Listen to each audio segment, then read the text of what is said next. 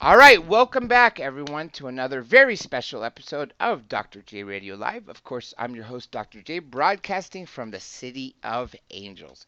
We do have a very special show for you today on a topic which you all know that is very dear to me. I'm going to let my guest tell you about that real quick. Also, for you folks out there who may be wondering why I didn't do anything yesterday, well, with my ever growing unpredictable health issues. Um, okay, all right, I'll tell you. I had a bizarre seizure, like an epileptic seizure, even though I don't have epilepsy. I mean, everything from the shaking to the foaming at the mouth to I don't remember that part. That was relayed to me by a friend after to the part that I recall, which was after where I couldn't breathe. I know my skin was beyond pale, my lips were blue, and if it wasn't for the paramedics being so close and coming here on time, I know I would be on the other side. So that is why I wasn't here yesterday. I was in the ER again. I can't even tell you how many times. So everyone out there, just keep me in your prayers because I'm too damn young. I'm only 40 for crying out loud. I know I can do this for decades more, the minimum, if not half a century minimum. Anyhow, back to my guest. I'm going to introduce you to him first, and then we're going to talk about a little bit about his background, and that way you guys can understand why I'm super excited to talk to him. So, without further ado, let me introduce to you Reverend Michael J.S.Carter. Reverend, welcome to the show. It's my pleasure to be here. I've been thinking about this all day, and here we are. We are, and like I said, people are in the chat, and they're already really cool, and I appreciate everyone out there. And so, let's talk a little bit about your background before I start asking you some of the questions that will come up, some that I've already have in my head, and obviously some that show up in the um, chat. Yeah, and I love. I mean, I live on the East Coast, but I love being out in the West Coast, so I have a little following there. What can I tell you about me? I'm an interfaith minister. I serve a Unitarian Universalist congregation. Pardon me. I've worked as a chaplain. I'm a healer. I do Reiki, and uh, I'm a father.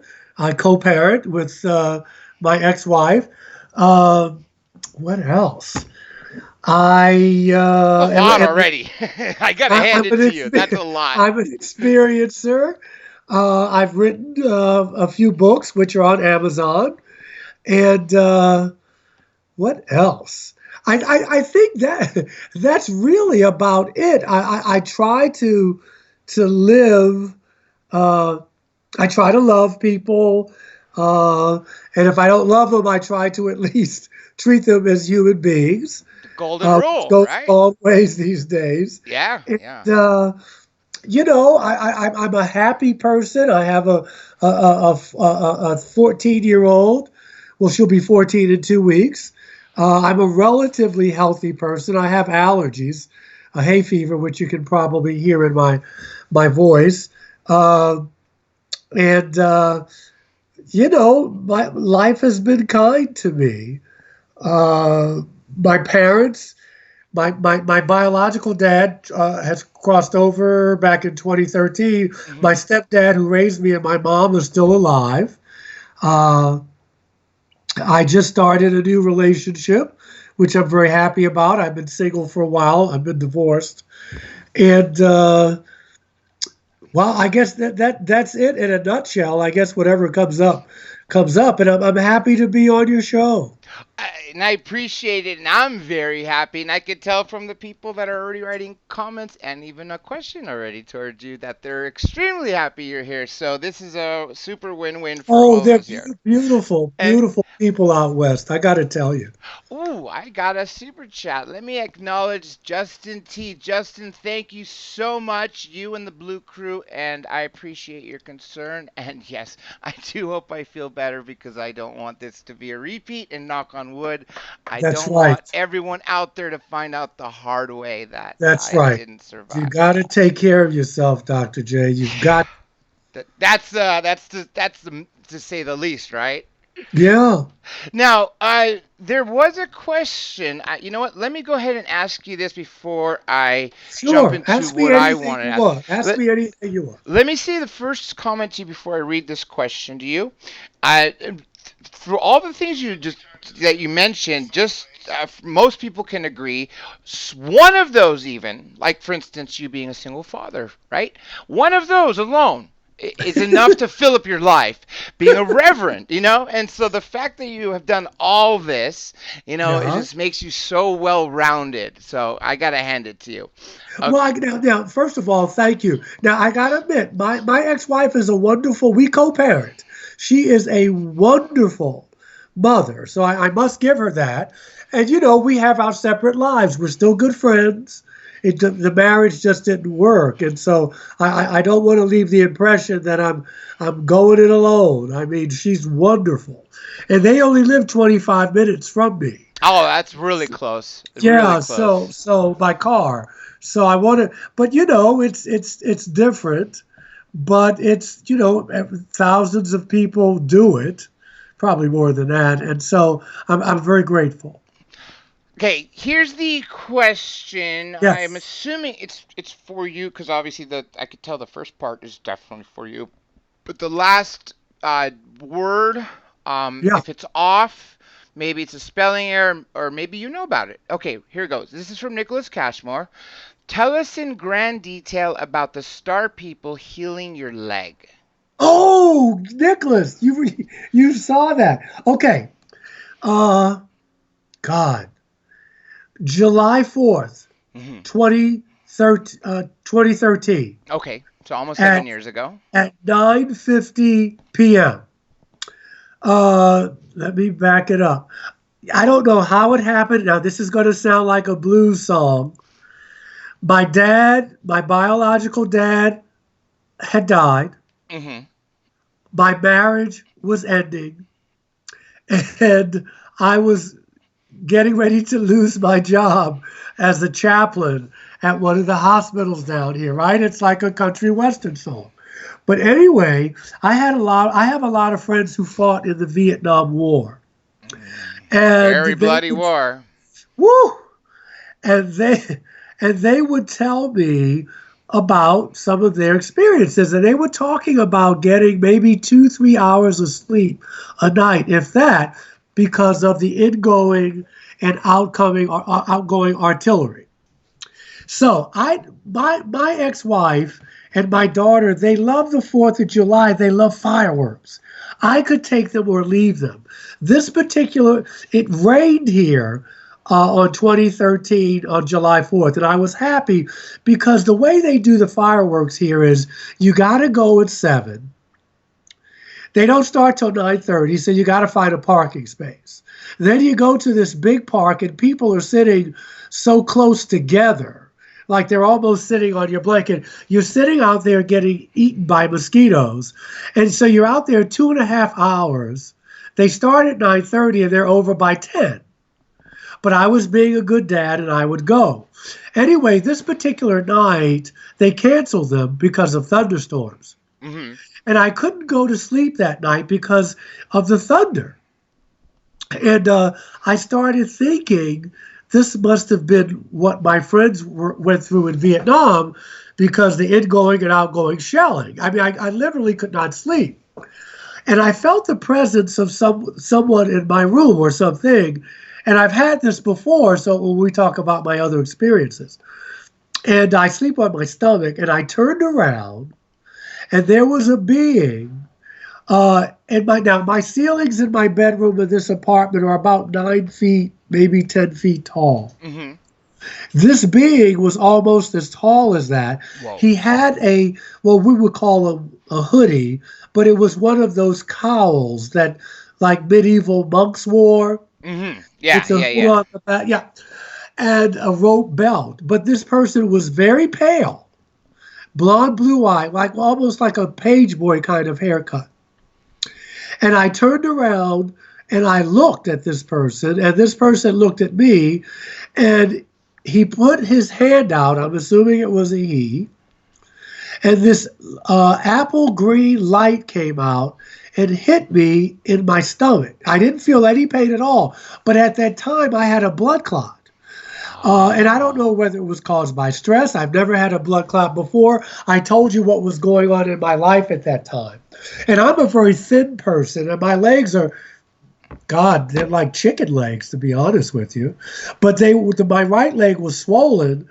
Like, I wish my leg was that big. It was like LeBron James, but it was Yeah. swollen. Anyway, this light hit me in my stomach. The person who The the being. green light came out of his hand, Hmm. he just dissipated, like his molecules just separated. Now, I got up, and you may know this person. The first person I tried to call was Preston Dennett. Oh God, great friend of mine. I've known him Okay, I for tried to call 13 Preston because years. he Yeah. wrote 2 books. And at that time it was only one book on UFO healings. I knew Hmm. that he would want to hear this, but 10 minutes to 10 here, it was 10 minutes to 7 there. So he must have been out. I stayed up because I had so much energy, which I usually do after these contacts. And so, probably around midnight or so, I went to sleep. And what I did was the next morning, when I got out of my bed, I didn't bother at the time. I looked down and my leg was healed. It was the normal size.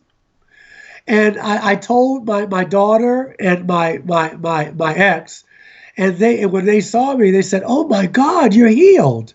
But what I didn't think about doing was taking a picture of it. But the big deal was I had to go to the doctor. Hmm. Because when you have a blood clot, like every 10 days or 2 weeks, I had to go and they had to stick a pin in my finger and check my blood levels. Yeah. And when I went to the doctor was very curious as to how this happened. And of course, I wasn't going to tell them what happened. They would have put me in an insane asylum. Yeah. Yeah. That's right. And basically, Nicholas, thanks for asking. They wouldn't stop asking me these questions, and finally I said, "Listen, I don't know how it happened. Maybe the medicine worked. I don't know." But I said, "Aren't you happy for me? That's right. Yeah. It's like if Can your you be cancer was happy gone, for wouldn't they me?" be happy? It doesn't Yeah, matter. and I so it put them on their heels. They were like defensive. Oh, of course we are, but we just and I get it. They're people of science. They Hmm. want to know the ins and outs. But that's what happened. And they healed me. They healed my blood clot, and that's what happened. July 4th, 2013. As a matter of fact, Preston's new book on UFO healings, I did not know. I mean, I told him what happened, but he did put the story in there.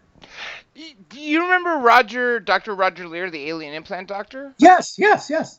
He wrote a book called The Aliens and the Scalpel. You did. That's right. That's right. Yes, With the preface, I believe it was either that book was the preface with Edgar Mitchell or the last yes, book he wrote. Anyhow, the reason I brought him up is unfortunately he had a blood clot and he kept putting it off. And so the day he finally decided to go to the doctor after canceling a few times, and the doctor was going to admit him to the hospital, his wife was there for the surgery. He went to the bathroom after not coming out. The doctor got the key, opened it, and he had passed. So if he had yes. only gone earlier, or if an ET came to heal him, then he probably would still be with us. But Well, yeah, I mean, we could say the same thing about Kobe Bryant. If Kobe didn't yeah, fly, yeah, if they had not flown, I if they agree. had I waited for agree. another day, he'd still be here. You just never know. No, you don't. And like even on Kobe Bryant's, helicopter, it didn't have a terrain alarm, which is Well, when it's time suggested to, but not the law. but when it's time to go, you You go. go. Yeah, yeah. Like that movie Final Destination. If it's not gonna Yeah, kill you at the when it's your day plane, to you're gonna die in go, the car. yeah, when it's your day to go, I believe you go. I believe so too. It fits because you have people who are.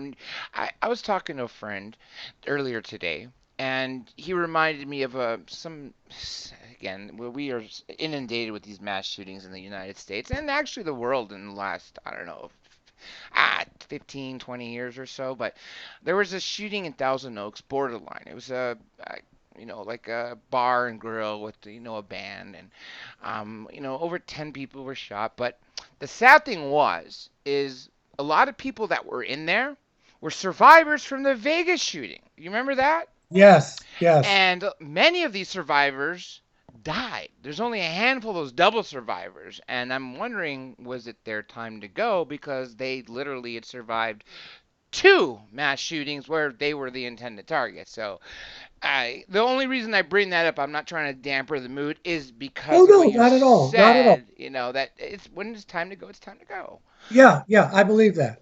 Okay, in this few moments, two more questions popped up. So before I go back into mine, let me It's go all back good. up. It's all good. All right, let's see here. Okay, we got Nicholas's question. Lasha Senyuk. What does Reverend Carter think when on in the cave where St. John wrote Revelations? And the second part is, were there aliens there or visions from God or what? Always wanted to know more about that, she wrote. Oh, well, she's talking about when John was on exiled on the island of Yeah, Patmos in Pinos, I think. Revelations. I don't know. I think that I wish I was there. Yeah, I don't know, but I think that what has been so confusing is that there's so many interpretations of what John was talking about. Because remember, back then, the Christian community then thought that the end of the world was going to come very soon. They thought that, well, this is even after that, when the Romans took over Jerusalem in 70 AD and tore down the wall, people thought that that was the end of the world. that's right. You know, That's right. remember? Also, remember the year 666 in London. There was a fire. If you lived in center London and you looked in every direction and all you could see is fire, you would think it was the end of the world. Yeah, I think it's open to interpretation. There's certainly parallels. China has a 200 million man army, Yeah. and of course, John talks about the kings of the East having a 200 million man army. We could argue that that's China. Of course, we know about Gog and Magog being Russia. So we don't know. I'm always curious. I was just reading something before you called me about whether Trump is the Antichrist. For some people, he's a savior, and for some people, he's anything else. So we just don't know. Agreed. But the thing about biblical prophecy or any prophecy is that you can interpret it any way you want. Especially when it's as vague as it is, right? You can make it fit so many different Yeah, you can make situations. it fit so many ways. But I think that John was definitely seeing into the future. What he was seeing is still up for grabs. I know. Don't you wish we had like a time viewing machine where we could just place like a camera with a mic there in that cave and just record it for infinite times and maybe in Yeah, infrared and other yeah, things, because he's using the language of his day Mm-hmm. Ancient to Greek, yeah. try and describe what he saw, much like the ancient prophets were, where they were talking about chariots in the sky and that kind of thing. They were trying to describe what we call UFOs, but they were using the vernacular of their day. Agreed. Agreed. Now, Yeah. here's more from Lasha. What makes Reverend Carter think that was an alien? Well, she's referring, by the way, to when your blood clot was healed. And the second part of this, second question is, could it have been a healer from another dimension? Well, they're both the same question. Yes, yes to both. Yes to both. However, being a healer from another dimension doesn't necessarily mean it was not an Easy. extraterrestrial. That's right. That's right. Because extraterrestrials also can manipulate time Hmm. and space and be coming from another dimension as well. Especially But if that's they're a great question. Yeah, it is. Especially traveling using gravity. Well, gravity affects time and space. Gravity can create Well, yeah, I wormholes mean, and No, it's a great question because basically extraterrestrials can come from other dimensions, but that doesn't mean that everyone who comes from another dimension is an extraterrestrial. Now, here's one from J. Crapper. Does Okay. the Reverend think that the four-faced beast in Revelation are alien or interdimensional beings? I will not say they're alien, and I'll tell you why. And the question is, I don't know, and I don't mind saying I don't know. Uh, the reason why I'm hesitant is because I don't know, but I don't want there's a there, there's a way of thinking now that extraterrestrials are demons, and I don't want to feed that. I have seen reptilians Mm-hmm. who scared the you know what out of me, but they weren't evil. They were just bizarre looking, and they walked through my wall. So I, Oh. I, I want to be careful about that. I don't want to stereotype these beings. Um, I don't know. I don't know the answer to that question, but I will say we must be careful about stereotyping because we do that with each other with race. I don't want to stereotype saying that, and this is not what they're saying, but I know people say all reptilians are evil or they're devils. I don't believe that, and I know some people who've had positive experiences with them. So that's all I'll say on that subject. There's a follow-up from Jay here, and it says, "Can the Reverend please describe the burnished bronze color described by the Bible regarding UFOs?" I think they've already described it. I mean, some of them, they're old. Uh, and so, I mean, some of the craft. I mean, some of these craft are alive from what we hear in the literature. Yeah. But AI alive, right? Yeah. yes, but I mean, I think they've already described it. That's the color that they saw. Some of them are quite silver. Some of them are tarnished bronze. But that is what people saw, and that's what they interpreted. And if everyone out there listening, remember back then, they're describing things in the terms they knew best. If all they'd seen flying were, say, birds or things of that nature and nothing else, like obviously no airplanes, helicopters, etc., well, then when they're seeing something that's coming from either from just another dimension and just zapping here, or coming from above or wherever it's going to be, and yet it's able to perform these maneuvers, then of course you're going to see descriptions that are like, in the book of Isaiah, where he's talking about, can go up and the wheel within the wheel and Well, go, yeah, yeah. Well, yeah. if you go to Ezekiel, I mean not Ezekiel, Ezekiel, uh, it is but Ezekiel. It there's is Ezekiel. Yes. there's a book written by Joseph Bloomberg, who's deceased now. He wrote a book called The Spaceships of Ezekiel. He was a NASA engineer, or he worked with NASA, and he took the metrics out of the Bible and he drew. And you can go; it's copyrighted, but you can go to Google and Google it. It's called The Spaceships of Ezekiel. And he was talking about this craft, but he said it had a lot of eyes. Yeah. Uh, Yeah. but basically, when we think about it, he's talking about the lights on the ship. That's right. That's right. Now, And but in his vernacular, the nomenclature of that time, he's talking about the eyes went to and fro or what have you. But when we look at it, he's talking about the lights outside the ship.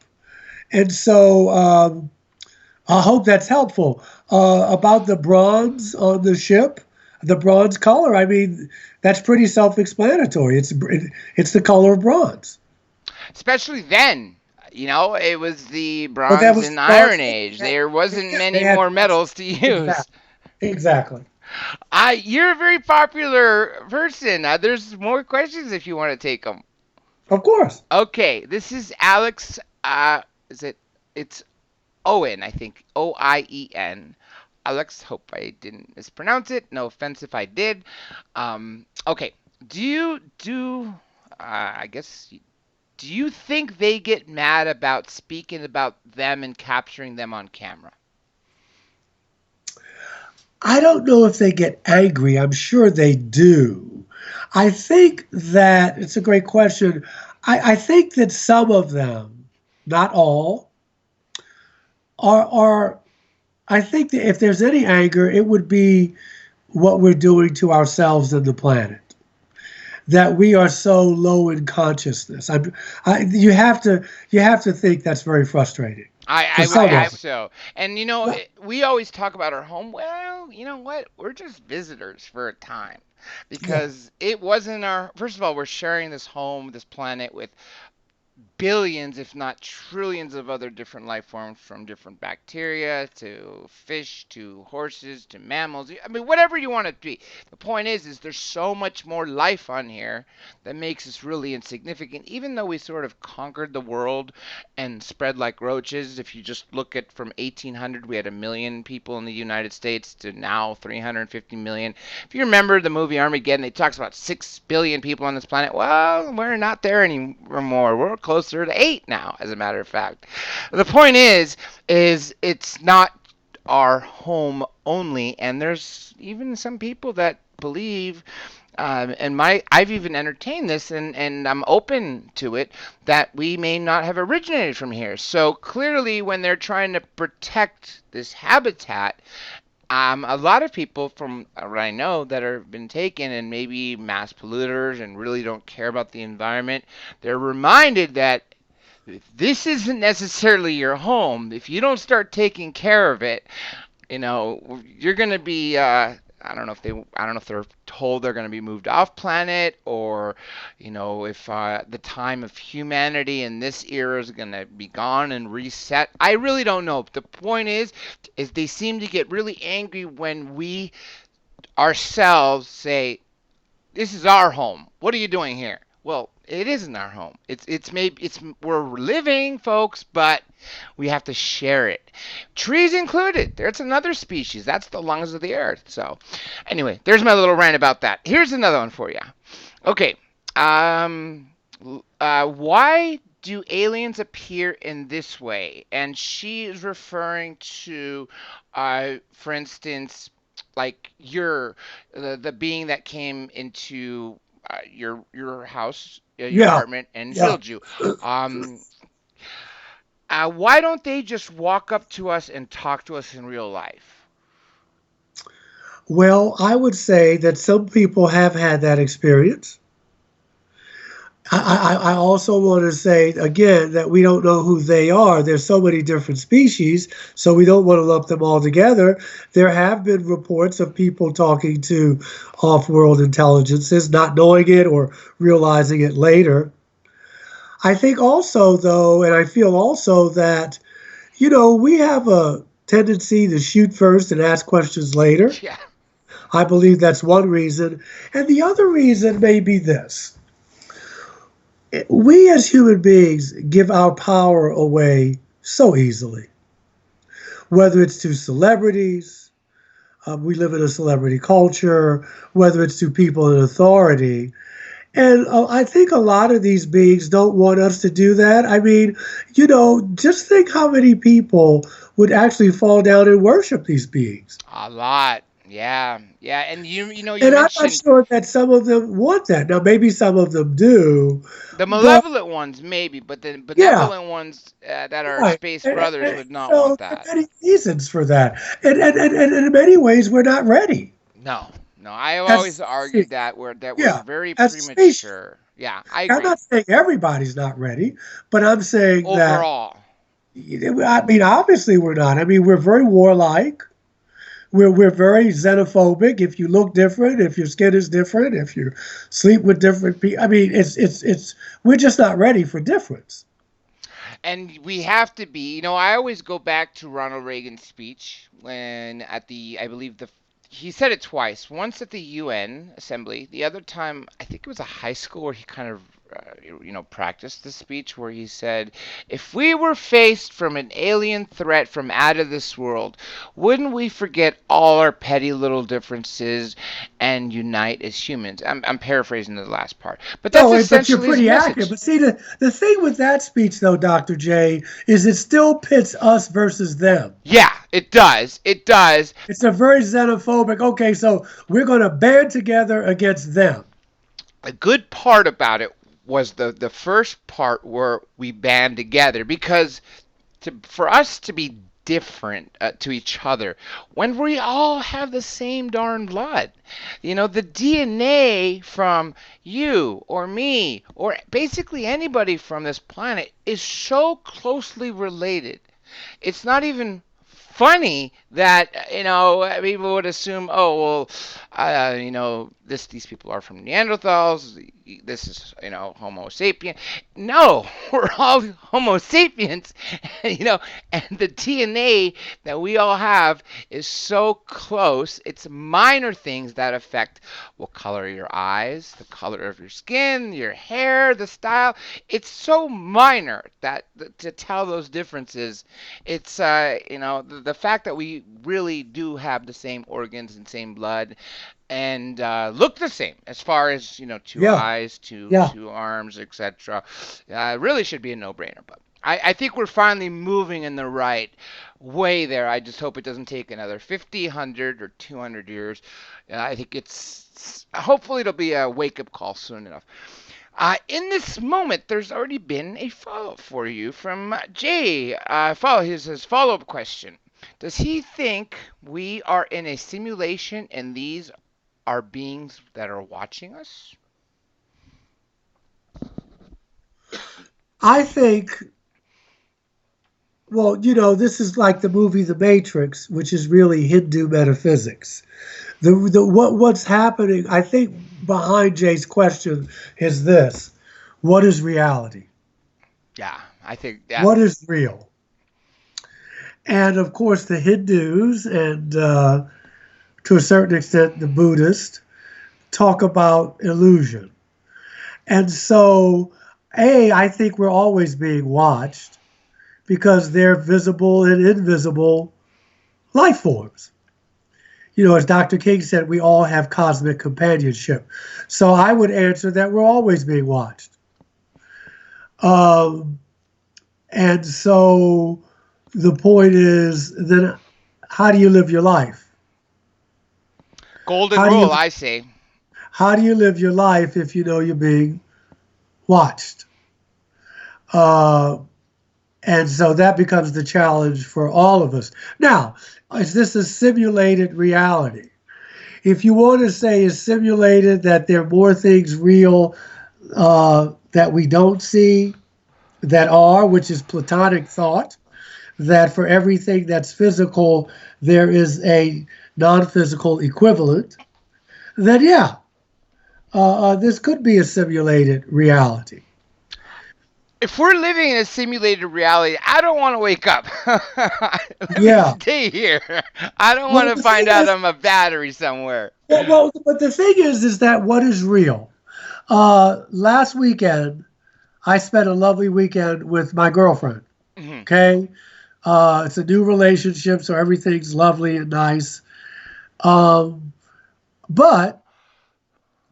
the next day, it was like a dream. It was over.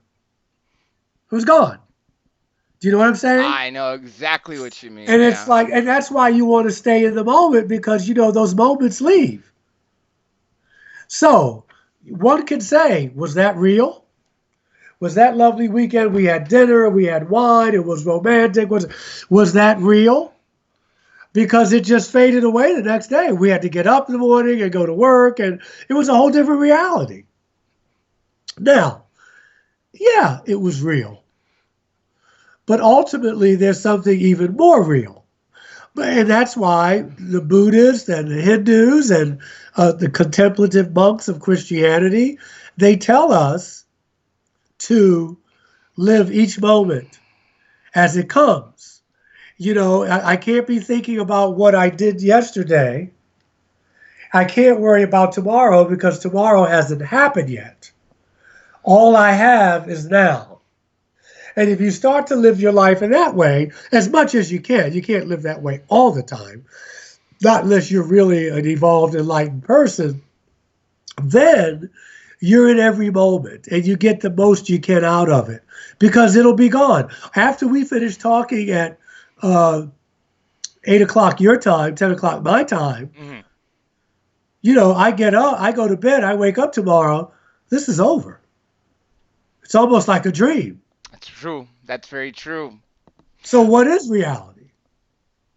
And that also could be answered in a very subjective way. What's No reality for question. one person is reality for another. You don't know. I could get angry. You and I could be angry at each other about something, and then the next day we wake up and go, "Boy, what was I angry about in the first place?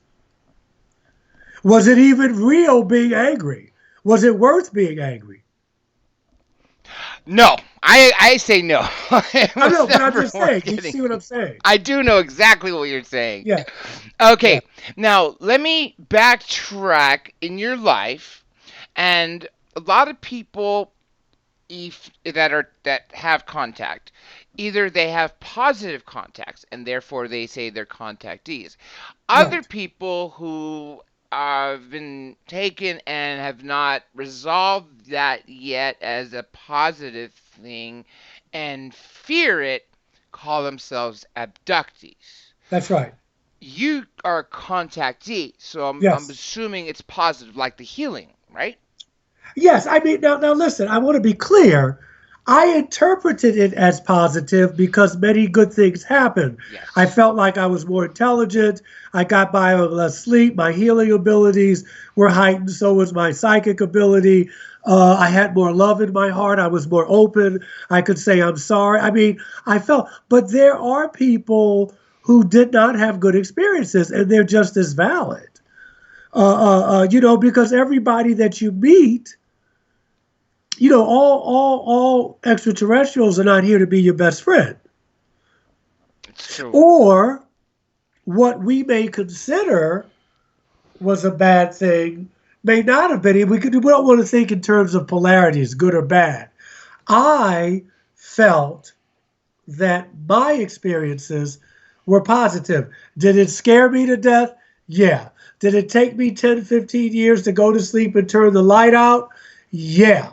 Was I traumatized? Yeah. But in the long run, it was a good thing.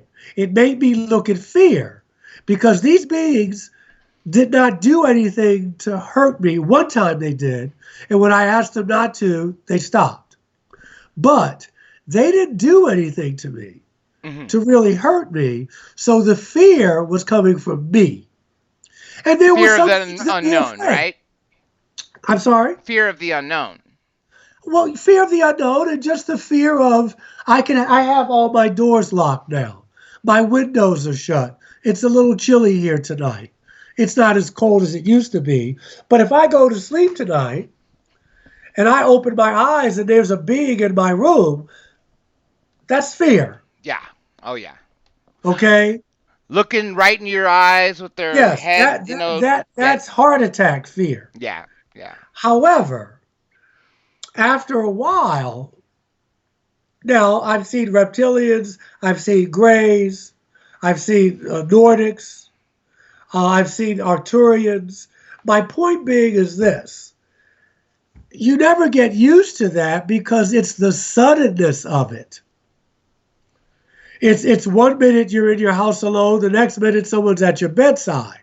But having said that, they didn't do anything to hurt me intentionally. So after a while, I had to say, now, Michael, where else in your life do you let fear hold you back? That's what they taught me. They didn't sit down and say, Michael, we're not going to hurt you and blah, blah, blah. Well, they did say don't be afraid. But what the experience made me say, okay, where does fear of the unknown and fear of difference, where else does that play out in your life? And so that accelerated my spiritual growth. Now, you can have that. You don't have to have extraterrestrials come into your apartment to help you with your spiritual growth. That's just what had happened with me. But the lesson is, where do I let fear, whether it's fear of liberals versus conservatives, whether it's fear of race, whether it's fear of people of a different sexual orientation, where do I let fear run my life? And in order for me to grow spiritually, I need to look at that.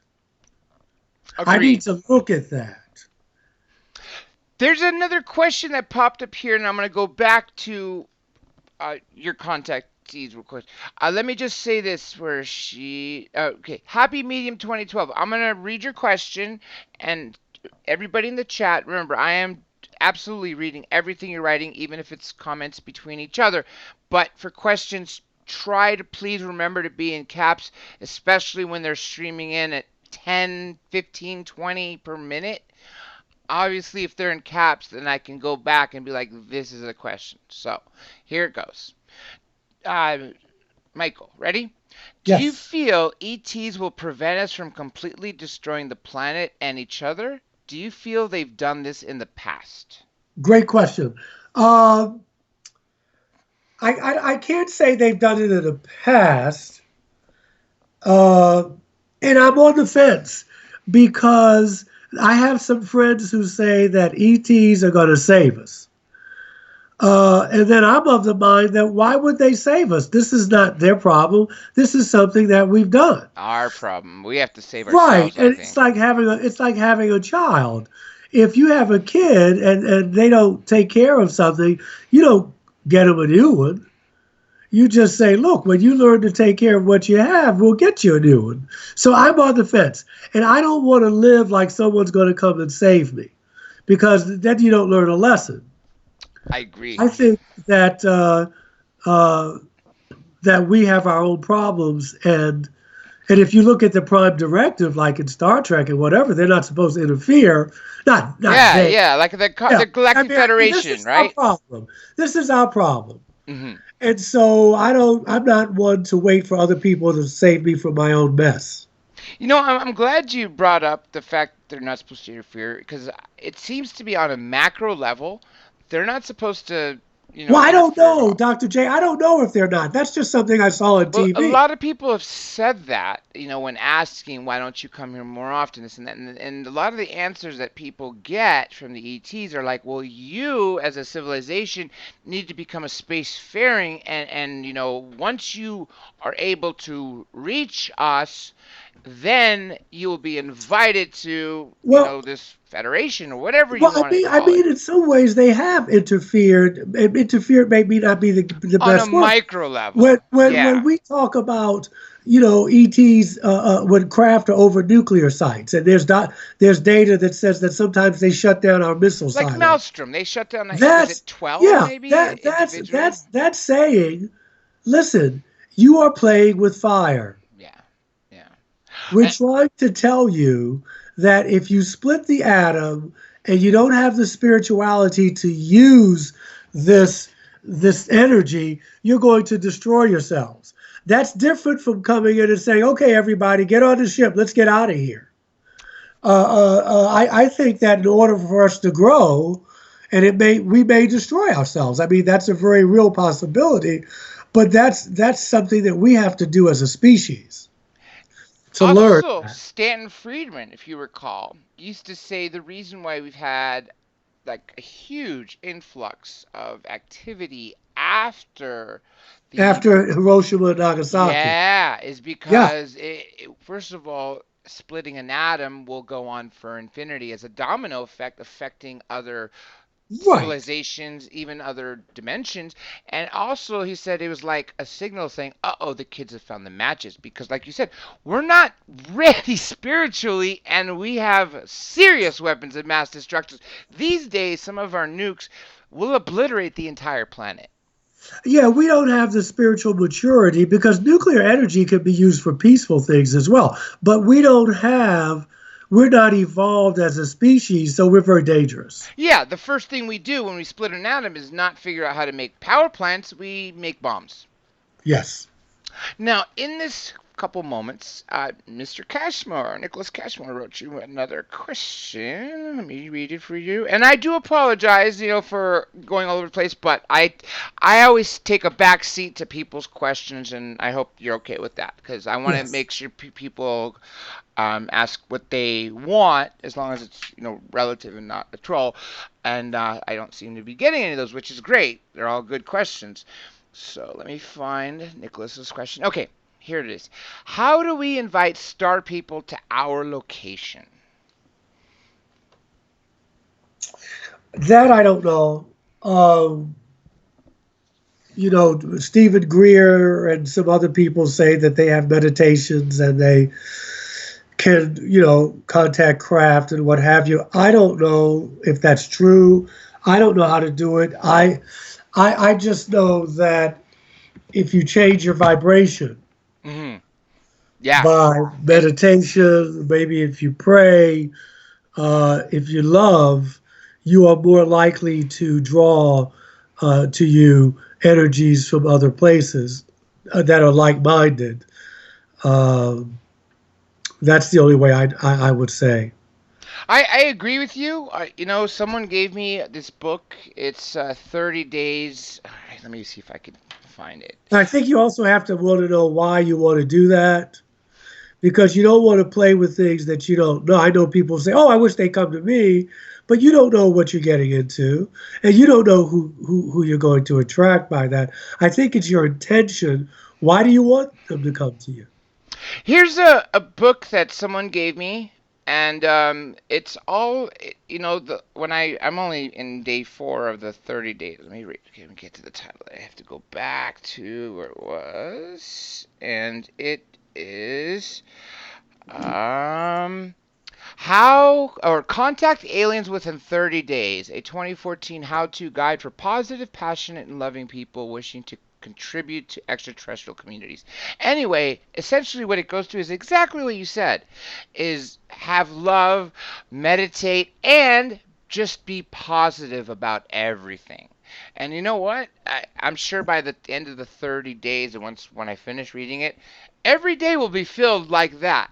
Don't let anything get to you. Don't be negative. And I think once our heart is radiating with love and positive energy, and we, our attitudes are help everyone, no matter what.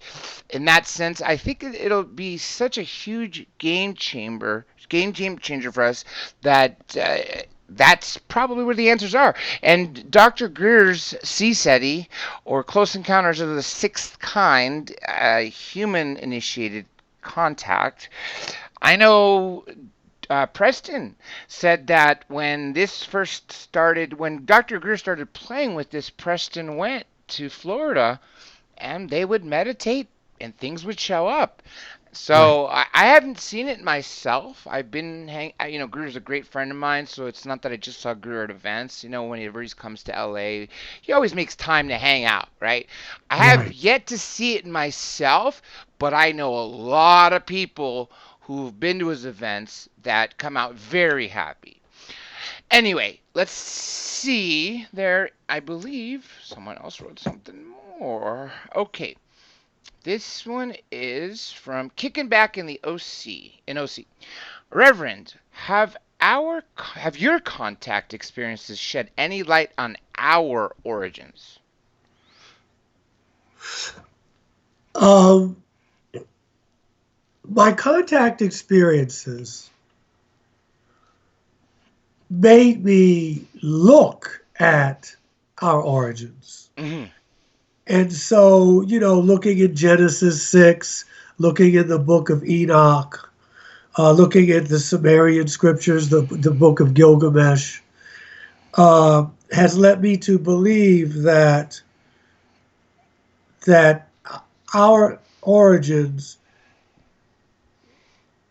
are tied in with extraterrestrials.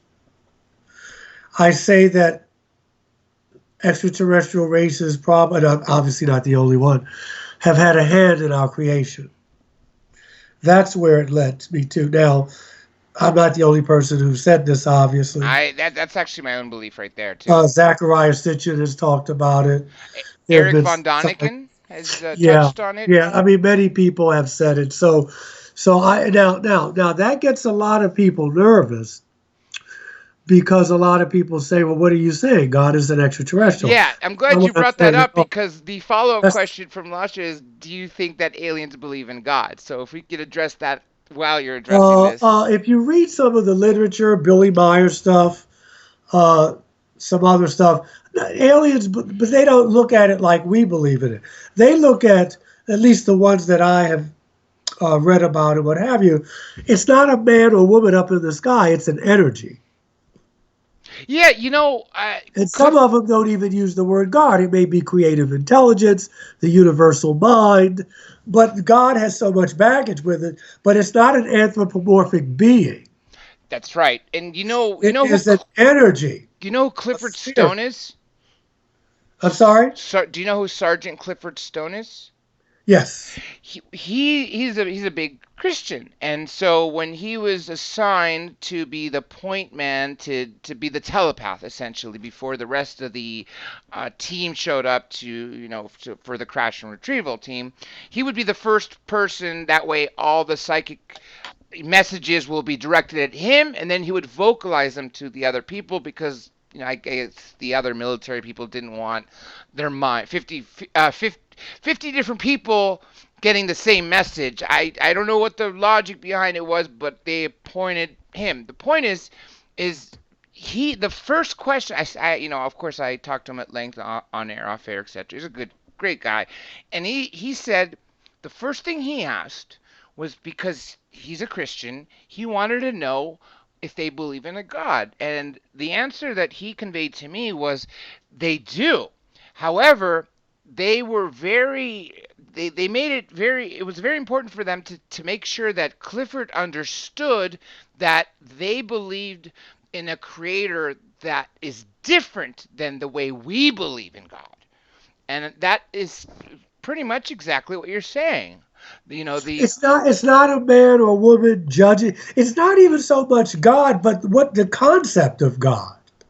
That you're not being punished for you don't go to hell if you're bad or heaven if you're good. They don't get into all of that. They believe, at least from what I've, that your actions are your punishment. What you do comes back to you. That's just the law. It's not personal. yes, That yes. life is continuous. That there is reincarnation. Those are some of the laws that they believe in. But they don't have the primitive thing that there's a God watching over me, punishing me. If I'm naughty, I'll go to hell. If I'm nice, I go to heaven. They don't. They're much more evolved than that. Now I'm gonna go back to what I meant to ask you, and this is about your contacts. When did they start for you? Okay, when I was a child, I was having them, but I didn't know how to articulate it. And these beings were like beings of light. They were like spheres, and they were around. I would wake up with nosebleeds, not knowing it was my nose. I didn't know. But my first contact that I was conscious of, those I didn't have to articulate. They weren't anthropomorphic with eyes and nose and limbs, but they were beings that were around me. But December 28th, 1989 Hmm. was the first one that I remember when I came back from the pyramids at Chichen Itza and Tulum on the Yucatan. Oh. That's when I was there with a girlfriend at the time, who later became my first wife, uh, and I want to point out that I did not believe in extraterrestrial life. I did not look at Star Trek. I did not do any of that. And but when I came back, that's when I had my first, when the being was in my room in New York. And then I was getting visited probably for 6 to 8 months after that, every full and new moon. Wow, every month, every 28 days, Yeah, literally. well, twice a month. And Ah. they would paralyze me. Hmm. They would show me pictures in my head, of what they were doing. They did not give me any great, profound messages. Uh, but I noticed that I would get by with less sleep. Hmm. Uh, I noticed that my nail and hair would grow extremely quick. I noticed that I became more loving. I noticed that it was easier for me to say I'm sorry. I was more vulnerable. I felt more intelligent. And of course, I had to read every book I could on the topic. This reminds me of my own obsession. And you've been on Whitley Strieber's show, I saw earlier, Yes, right? yes, He, every morning at 3 a.m., wakes up and meditates to contact his wife and them. He goes with such little sleep, and he's healthier than most people I know his age. yeah, yeah. In Those were the this, physiological changes that I went through. yes. I'm going to continue on that. Hang on a second here because I got something else for you in the chat. This is from Kicking Back in OC. Says, thanks, Reverend. Anunnaki may have spliced genes, altered DNA, etc. If they had Yes, ultimate yes, creative power, I don't think yes. they'd need to engage in cut and paste to make slaves. They would just create it outright. What's your take on that? I think that we think of things in our own perspective. Why wouldn't they? Why Especially wouldn't if they they? have AI, at which, I'm Yeah, why start. wouldn't they cut and splice? I mean, you've got to put your own mind out of the way about the way you think things should be. I agree That with you gets, there. that gets in the way. I definitely That gets agree in with the you there. And, if you think about it, once we solve all the problems here, then we move on to other planets and starts terraforming. Well, what's the biggest challenge we can have? It'd be going to another planet and creating intelligent life. And I have a feeling that we, Homo sapiens, don't just live on Earth. I wouldn't be surprised if we've been placed on several planets throughout this universe or galaxy or galaxies, universe, multiverse that we probably live on. Goldilocks planets that are suitable for humanity, and this is carbon-based beings only. Well, what about silicon-based beings or something else? The possibilities are endless. I just think that if that's what they are doing, going from planet to planet, finding the right planet, and taking the local life there, if there is any life there, and merging it with maybe their DNA or whatever it is to make that species smarter and be able to eventually grow over thousands, if not half a million or million years, to become like them. I could see that would be like an objective, like a goal, I mean, because if you get to that level, you have the ability to skip dimensions, which also you're creating wormholes. And if you're creating wormholes by default, you also can manipulate time because gravity manipulates space time, right? I just think that it makes sense for a super advanced species to be doing that. Okay, let me go back to your contacts. How many different species over those? You had a lot of abductions. Minimum 24 a year during that period where you said they came twice each full moon. And what was the other part of the moon? It was a full and new moon, Full and new twice a month. moon. So Yeah, 24 abductions or contacts a year, right? And how long did that part last you for? that part lasted for about 6 to 8 months, Okay. and then they started coming. It was longer time, and I remember missing them. And I would miss them, but it was good probably because I had to see the thing about people who've had these experiences. Hmm. You still have to get up in the morning and go to Go work. to work. Yeah, I got to pay the You still rent have or to get up in the morning mortgage. and raise your Yeah, kids. I definitely that And right there is the so most. for me, that was my priority. I didn't have kids then, but I remember having to break up friendships because I was around people who, unless you were talking about this phenomenon, they had nothing else to talk about. And I had other interests. Hmm. I And totally so, get that. you know, if I have a contact tonight, let's say, I still got to go to work. That's right. I got to go to work. That's right. I got to pay my child support. I have a church to run. Uh, I have friends in the hospital I need to see. The point is I'm trying to make is that your life still has to go on. And your life is full without that. So if you are having the contacts on top of everything you're doing, then you really have a lot going on. You have to live your life because it's over in a short period of time. And that has been my message.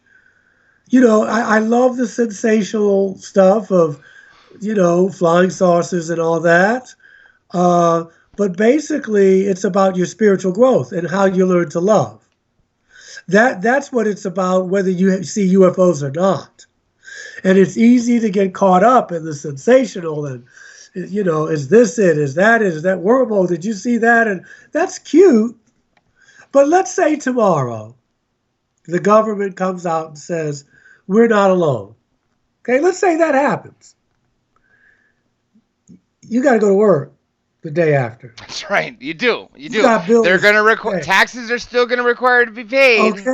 Okay, you've got to get groceries. I'm not trying to belittle it, but I'm saying you got to put stuff in perspective that this is your life. Yeah. Yeah. Life doesn't stop once assuming that they do ever tell us. I have a feeling that And, yeah, and there's a difference between information and wisdom. We got more information than we know what to do with, yeah. but that doesn't mean it's wisdom. Especially these days, right? With all Well, the I think any day, but you're right, especially these days. And so I'll be 63 years old in July. I'm looking for wisdom. I yeah. don't need any more information. Yeah, there's an information overload going on there wherever you Yeah, look. yeah. But we mistake information for wisdom. And Now, they're two very different things. the different ETs, what would you describe them as? Do they fit into the traditional category? You mentioned earlier reptilian, right? I saw grays. Okay, okay. I What? saw reptilians. Mm-hmm. I saw one time a blue person who I thought was Arcturian. I saw the people who healed my leg were Nordics. They were Tall Nordic. Nordics too. Yes. So those are what? Four species That's right four. there. Yeah. Now, within the grays, a lot of people talk about when, say, for instance, being on a ship. They'll have like a dozen of the shorter AI grays, and then the one that's about a foot, maybe two taller, that is the person in charge because that one's just a biological being, where the other ones, like the sentries, the ones that don't really respond too much to questions, that are kind of just the doers, are manufactured for certain jobs. So, did you ever encounter two different types of grays, or was it just one type? I only saw the one type, and they weren't even gray. They looked like grays. Their phenotype was gray, but they were kind of chalk white. But they did have Ah. the big egg-shaped head, 3 to 4 feet tall. The ones I saw had the jumpsuit. It looked like it was Reynolds wrap. I'm wondering if the reason why they wore the jumpsuit is because those grays are, in fact, the biological grays that have sex organs, unlike the ones that a lot of people report initially, which have no sex organs at all. I didn't know. I didn't notice if this person had sex organs. But you said he was wearing a jumpsuit, one piece jumpsuit, right? Right. So that's why I'm saying it may be under that. We don't know what kind of sex organs or what they look like, right? We don't know what an Right. AT penis or vagina looks like if that's what they have. But the point Right. is I'm wondering if the reason why they wear that as opposed to the nude grays that have nothing, like nothing down there, no hole, nothing, is Right. because these are probably living, as opposed to manufactured from a clone or whatever it be. Right. That's certainly a possibility, but I don't know. What's your take on the idea that Jesus was possibly a hybrid? Oh, I believe he was. That makes two of us. Right on. I mean, if your mother's human and your daddy isn't, that makes you A hybrid. only half human. Yes, yes, that's true. That's true. And he And talks about his father in heaven, and yeah, I believe he was. It certainly makes sense. it really And, does. You got the and angel Gabriel coming down. You have a Virgin Mary. She's pregnant, which is very typical in a contact or abduction with the female, right? They get pregnant with not recalling having any sex. Then you have so the Immaculate Conception is one of the bigger things for me. The angels in general back then, I've always believed the reason why they're shown with in paintings with wings is not because they've had wings, which I wouldn't be surprised if some do, but I think it's the artist's way to convey to us that that they they have could these. fly, that they flew. Thank you, thank you. And then the three kings were watching the star. Well, what if that was just a craft leading the way? That's right. Yeah, right. Well, we know that stars don't shine lights down on majors. We know that a star cannot travel across the sky. If they did, it would upset the gravitational pull of the whole planet. We'd have tsunamis and all kinds of tidal waves and all that. But craft can do that. Exactly. I agree. I agree. Yeah. And let's see here. I'm looking over your list for a moment here, and let me piggy or cherry pick here. Okay, can one be a Christian or religious in general and still believe in the possibility of ancient astronauts? Oh, sure, sure. Of course you can. Dr. Barry Downing, retired Presbyterian minister, brilliant man. Uh, he is a Presbyterian, and he believes in UFOs, and but he still sticks to the Jesus story. That story influences his life. I think there's no doubt that you can. The only thing that you want to watch out for, and Barry doesn't do this, but you don't want to say that just because I believe it, everybody should believe. Yeah, yeah, yeah. I think I don't know when at my point in life that I realized, I have certain friends that if they saw a craft land and beings come out, they still wouldn't believe it. For instance, the DoD films come out, and I'm like, okay, what do you think about this now? Well, we don't know what it is. I'm like, okay, well, what is it then? Atmosphere conditions. I'm like, oh, jeez. Some people just, no matter what, are so encapsulated that there's nothing that will get them to believe. Even if the government said, hey, we're being visited, even though if they let us into a museum to see the different wreckages, the different carcasses, even if beings were coming down and maybe walking through the streets with us, and they said we are from Zeta Reticula or whatever it be, some people will still not believe.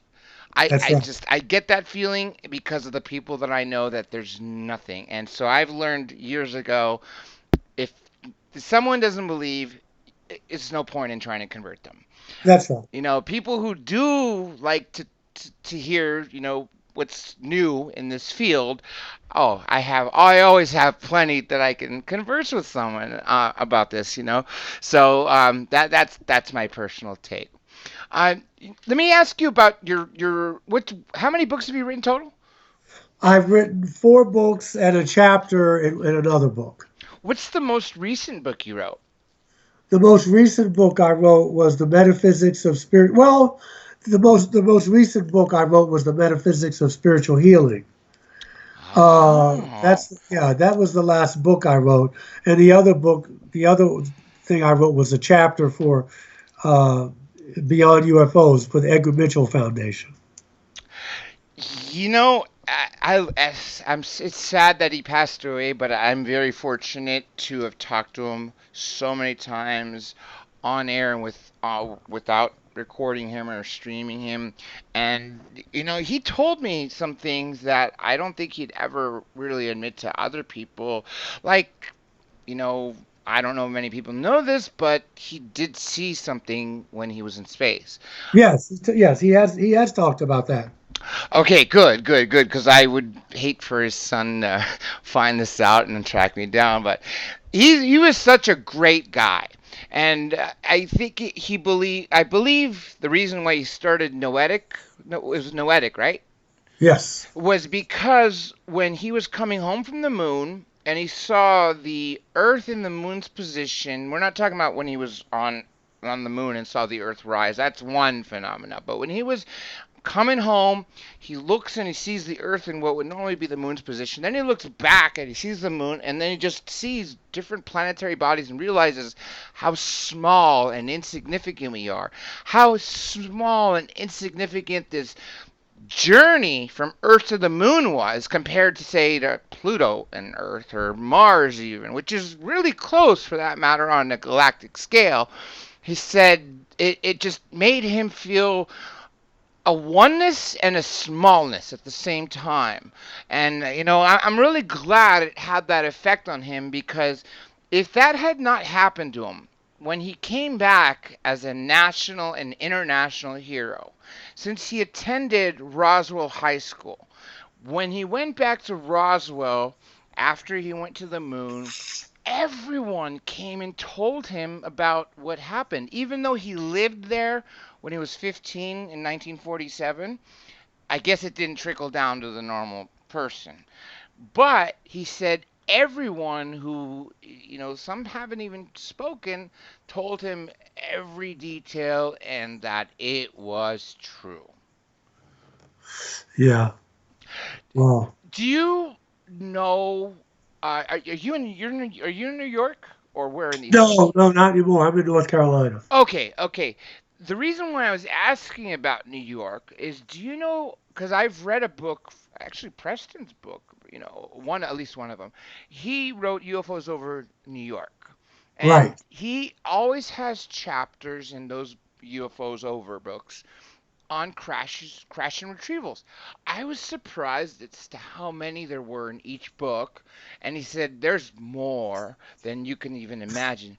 And there was several in New York. Did you know of any as they happened in, say, the 70s or 90s or wherever it was after you were born, obviously? No, no, I did not. I did not know about any of those. And he's a wonderful researcher. And no, I did not know of any crashes in New York. Only thing I can say is that many of my experiences were in New York. The book you wrote, Metaphysics of Spiritual Healing, did you write that after you yourself were healed? No, that was before, I think. Let me look. Um, maybe it was after. Let me look, because I that was in 2013. I wrote it, but I can tell you why I wrote it. I wrote it because actually it was after. Hmm. Yeah, it was. Um, I wrote it because what was happening was I was starting to get a reputation as just a UFO person, Hmm. and like I said, I have other interests. Yeah, yeah. And so I wrote two books about UFOs and religion. I wrote that meditation manual, the 30-day meditation manual. And then I wrote this. And just something said, you need to broaden your horizons because it's all intertwined, Yes. at least in my mind. And, uh, and so I wrote that book, and it's interesting. The people buy the first book, Alien Scriptures. That people buy that book the most, but now people are starting to come around to the other books as well. No, with regards to alien scriptures, aside from Ezekiel, the wheel within the wheel, can you tell us some other notable verses that you know offhand without having to reference any book that clearly were non-terrestrial beings described by the terms that they knew at the time these chapters were written? Well, we can look at the flight out of Egypt. We can look at the parting of the Red Sea. Yeah, let's talk about the parting of the Red That Sea that's for a moment. craft. That's a craft. The Hebrew tribes, after they flee Egypt, they are following it. It's at least an unidentified flying object. It's in the air. It stops. Ah. They sleep at night. They call it the pillar of cloud by day. They call it a cloud, and they call it the pillar of fire by night because it's glowing. That And really sounds like a craft, literally. yeah, and of course we know that UFOs can hide in the clouds. They can disguise themselves as clouds, and so the Hebrew people are following this. That's clearly a craft. Um, of This course, makes there. sense real quick on this point. This Yeah, makes sense because what do you really need to part an ocean? Sea. Gravity. That makes perfect sense. yeah, or anti-gravity. Yeah, yeah, essentially reversing the gravity thrusters to be yeah, totally. But either way, it's based on the notion of having some sort of device or machinery or whatever it be, technology that emits gravitational waves. Whether you're sending them out or pulling them in, regardless, you are manipulating gravity. That's the only way I could see the Red Sea parting. Right. And so we have that. We have Elijah going up in the chariot, which is clearly a craft. We have the spaceships of Ezekiel. We have now that's the Old Testament. We have Jesus going up into the sky in a what? A cloud. There's also Moses when he went to get the Ten Commandments the first time before he came down and got really mad and broke them, right? Yeah. The reason they say that he essentially grew lots of hair and got gray overnight was exposure to radiation from craft and or beings. Yeah. No one saw a craft, but when he came down off the mountain, he was glowing. Yes. And it was. And now some people say that was radiation, but he was glowing. But again, Moses was involved with the Red Sea. So those are instances there uh, when craft were involved. I believe that if you everywhere you see the word angel in the Bible, if you put ET, it makes more sense. Yes, yes, I definitely agree. And I challenge anybody out there who is about to read the Bible, or if you plan on it at some point, or if you're like me that, has one by my bedside and is constantly reading the Bible, the good book as I call it. When you read it, swap out every angel for the word extraterrestrial, just like the Reverend said. And if you start reading the Bible literally with that word, modern word in place, I think a whole new meaning is going to come about.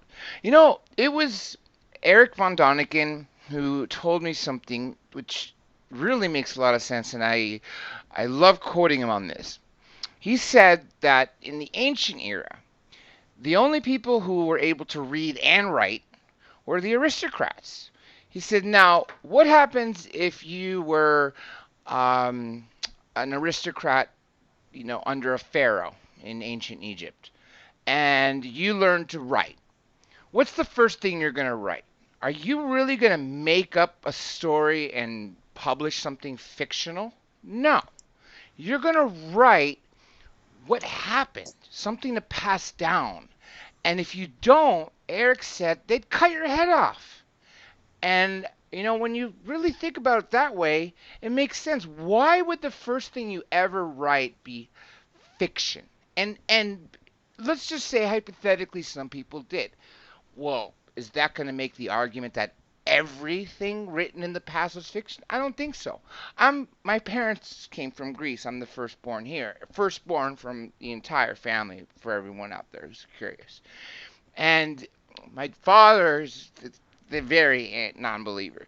I always talks about Greek mythology. Oh, it's just mythology, mythology, mythology. Well, I wish I can get him to have an open mind. He doesn't, but I don't think it's mythology. I think they were writing things the way they happened in words they used at the time, describing non-terrestrial beings.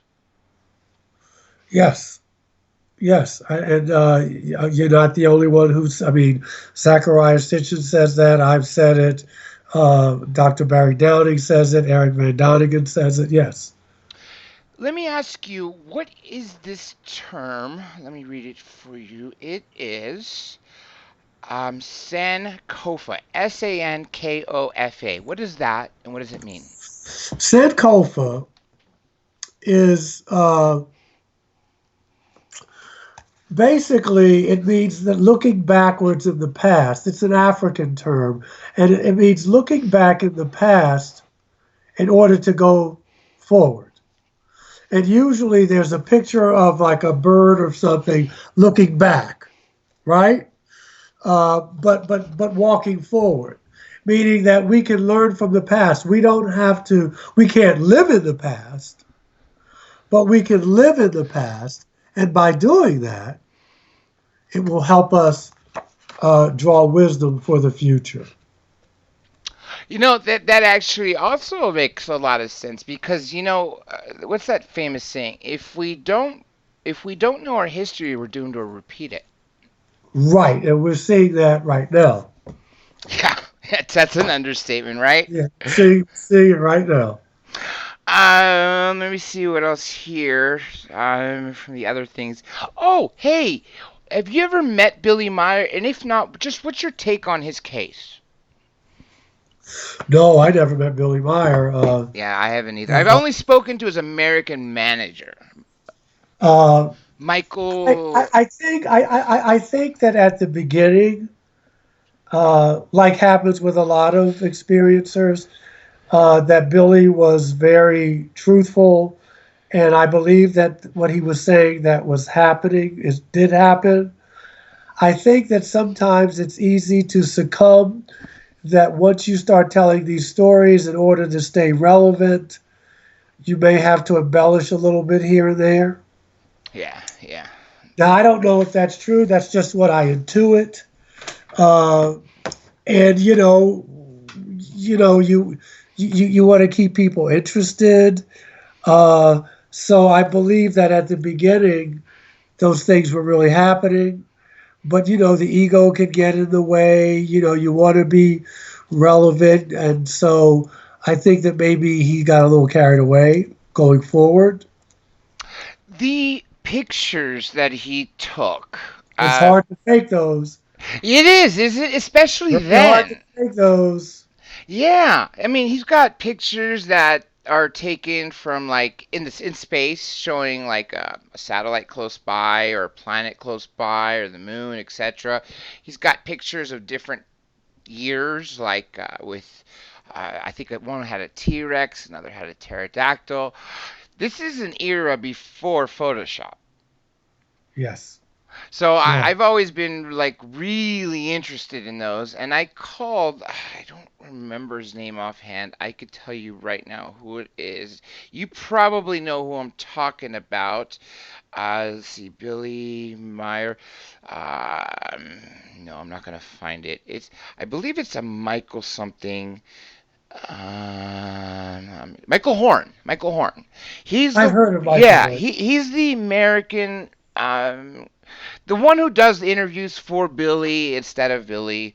I don't know, because I know Billy does speak enough English to get by, but for whatever reason, maybe it's a combination of age or purchasing the rights. Michael Horn is the guy who will speak at events or interviews about Billy Meyer. And when I asked him if I could see those pictures, you know, in person as opposed to what I've seen on YouTube, which is I forget his name. He passed away. He was one of the members of the Old Boys Club.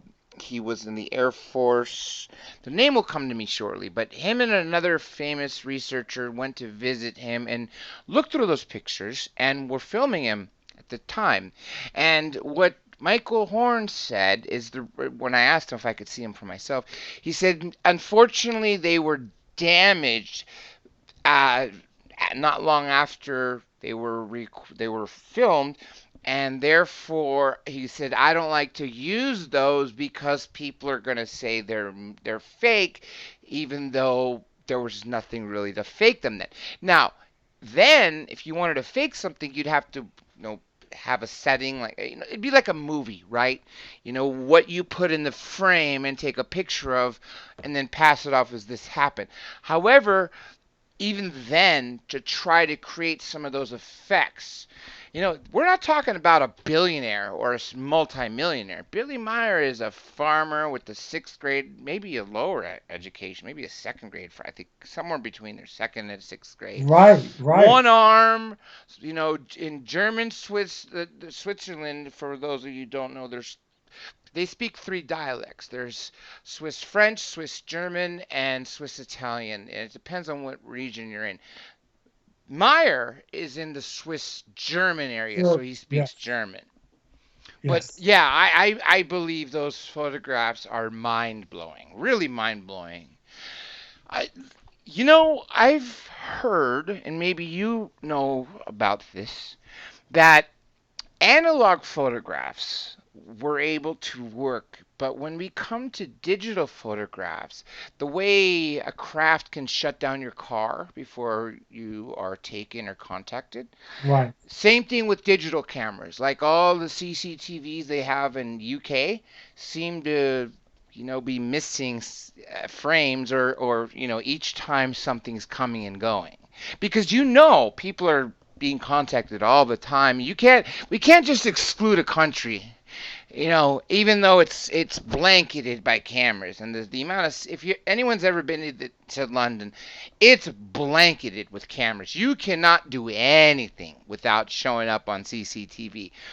The point I'm getting at, Reverend, is that there's so many cameras for them to not have captured anything, or if they do, they're not telling us. That's one thing. But if they aren't able to capture something on the regular, there seems to be an effect with digital technology that they're able to shut down much more easier than analog. Okay. Do you know why? No, I don't know. Huh. I'm wondering if it's just something as easy as because we know they have powerful minds. I've heard one of the reasons that they're able to cause paralysis because they flood your brain with natural opiates, and that having a flush of opiates through your system will anesthetize you. It'll do a lot of things. You bring euphoria, etc. A lot of people said that. Even Dr. Roger Lear told me that years ago. But there's been a lot more people who said that. That's Dr. Dan Bursch was another one who worked with J. Rod and like I don't know, one of the lower levels of S4. He's hasn't been around for interviews, but there's a lot of people uh, people like Bob Lazar didn't know about him, and he didn't see Bob Lazar there. But we're talking about two different eras. That's first of all, and the second part is if you worked say at the top level of S4, Bob Lazar couldn't go to the other craft. He was only working on one of the 9 craft. Even within that craft, they wouldn't let him at the top of the third of the ship. He was only to go in the middle and also going to the bottom. And not only on one occasion was he able to I think it was to go inside and see the middle, but for the most part, his job was propulsion. He has no idea what was up there. And that's how compartmentalized something like this is. So if someone is living there 3, 4, 6 stories down and they never really go up, well, then it makes sense that you're not going to know someone who's working on 1/3 of one of the 9 crafts. Right. The security of compartmentalizing is really so far separated. It's in place. They're doing what they want to do as far as working on these and controlling the information that leaks out there. Well, well, you're exactly right. If you can compartmentalize, but I still, and they do a good job. But as we know, something will always leak. Yeah, But when people say, "Oh, how can people keep secrets for so long?" The answer is you don't let the left hand know what the the right right hand is hand is doing. doing. That's right. Yeah, And you're exactly right. and also you don't the you don't let the eyes see what the hands are doing either. You know, literally. It's one of those that I don't know if I could personally work there. You know you're limited. You can't talk. You can't. If you're walking Oh, down you the can't. hall, Oh my God. you can't look through. If you see a doorway with a little window in it, you can't look through there without getting reprimanded. You got former, special forces that are not wearing any patches, so presumably private military contractors that are, former SEALs and Rangers and Delta, and they got automatic weapons in their hands. It's a very menacing type of place, literally. Yeah, it seems like it would be. Yeah, to say the least. Yeah, yeah, yeah. What's your take on Bob Lazar? Wow, that's a good question. I mean, I believe him. I don't know if I believe everything, but I believe he is who he says he is. I believe him, especially because I followed everything he's ever done. Yeah, yeah. Reese, I'm surprised he's still alive. I know, right? Knock on wood. Especially in that kind of environment, the kind Yeah, of I'm surprised threats. he's still alive with that. Yeah, yeah, and they shot at him. They hit his car, they blew out his tire. I mean, they were making a threat. I don't think to scare him. Why would they shoot at his Well, car, but we hitting know, it? but if they wanted him dead, he'd be dead. Yeah, yeah, yeah. Let's be Maybe honest. maybe talking to George Knapp worked.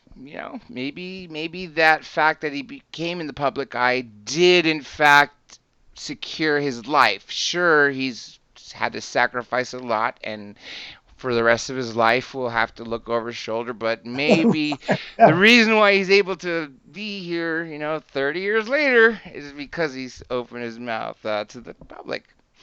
Okay, unbelievable. let me ask you, where is it? The Talmud of Jemanuel. Yes, I have that book. Oh, That's a Billy Meyer special. Uh, it's well, it's a lot of controversy around it, but I will tell you this: it's a good read. It's the story. It's the gospel story of Matthew, mm-hmm. written from a Palladian point of view, and in it, Jesus is the hybrid, but he's not called Jesus. He's called Emmanuel. Interesting. Yeah, and you can compare it with the Gospel of Matthew. It's different in a lot of ways, but it does basically follow that. It has Jesus traveling to India. He is crucified, but but he rises from the dead. He's not really dead on the cross, so you can see where this is controversial. Yeah, yeah. Uh, Gabriel is his father. The angel Angel, slash ET. yes. You Yeah. mentioned Jesus as being in India. My friend Paul Davids did a documentary, Jesus in India. Can you tell us about that? Yeah, now again, it's controversial, but it fills in the missing years from around 12 to 33. And of course, people did travel to India. There were Buddhists in Jerusalem at the time visiting. I mean, Jerusalem was like a New York City, it was a pretty international place. Um, and especially around the time of Passover. But uh, Jesus, there's a story in India about a guy named Saint Isa, Hmm. Issa. He was Jewish. He came from Palestine, studied in India in various mystery schools, studied the Upanishads and the sacred texts, and he went back to Jerusalem and was crucified, survived the crucifixion, and came back to India with his mother and a woman named Miriam. And so it's the Jesus story. Miriam, are you referring to Mary, Mary Mary, Magdalene? Mary, and yeah, Mary in Hebrew is Miriam. And so he had children. He had children. And so people have said that this is the Jesus story. This is Jesus going to India. And according to this, there are plenty of books out on it. He was there between the ages of 12 and he came back and he died at 33. Well, he was crucified at 33. He survives the crucifixion. He flees Palestine because they discovered that he was still alive. And he goes to India with his mother, who dies in India, and his wife, Miriam, Mary, if you will. This is ironic because this is also filling in the gaps of his missing years, That's right? right. Exactly. I would think if they had children, the bloodline may, and I say may instead of is, just because, some people don't have children. It's possibly still here. There may be humans on this planet with a direct bloodline to Jesus and Miriam. What do you Right. say about that? I think it's true.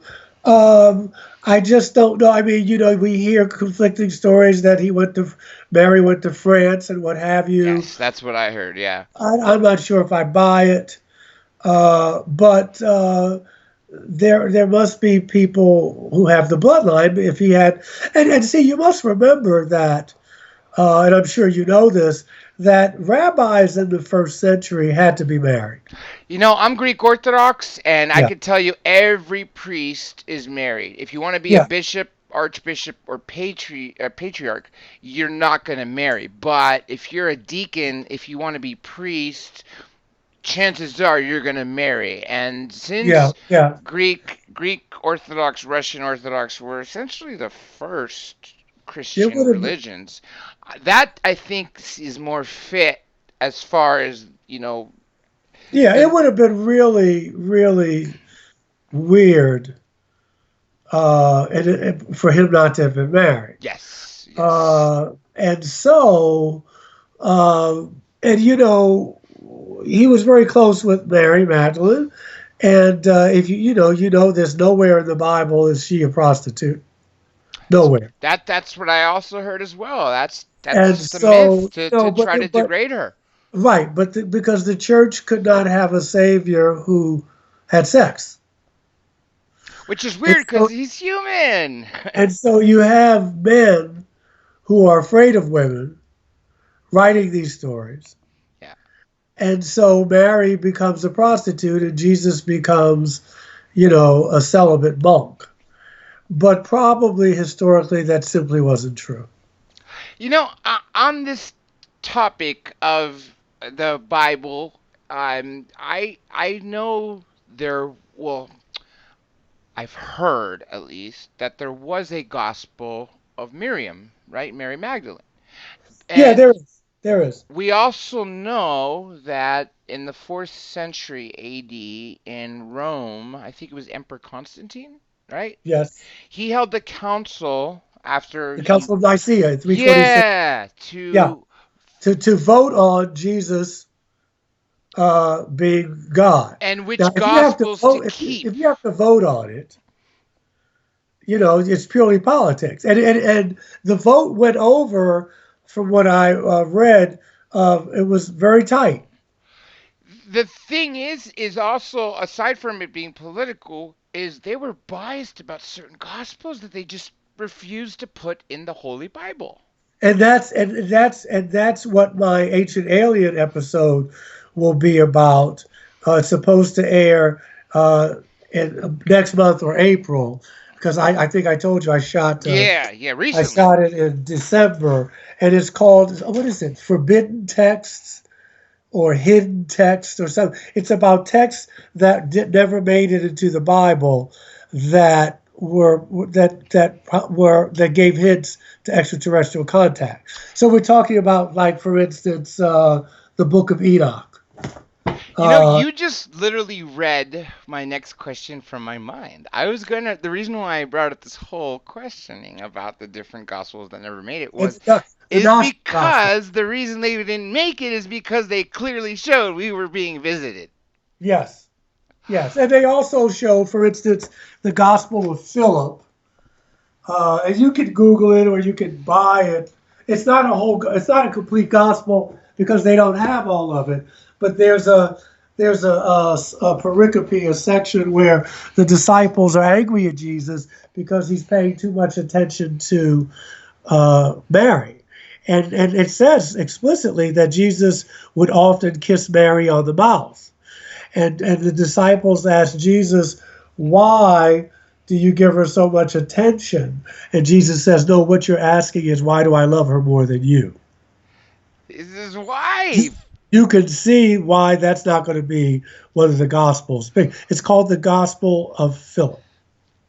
I wrote that down, as well as Miriam and Enoch. I'm going to see if I can find some of those. I do know they're being sold. I don't know how much they were manipulated over the last couple thousand years, but it'd still be an interesting outlook on them.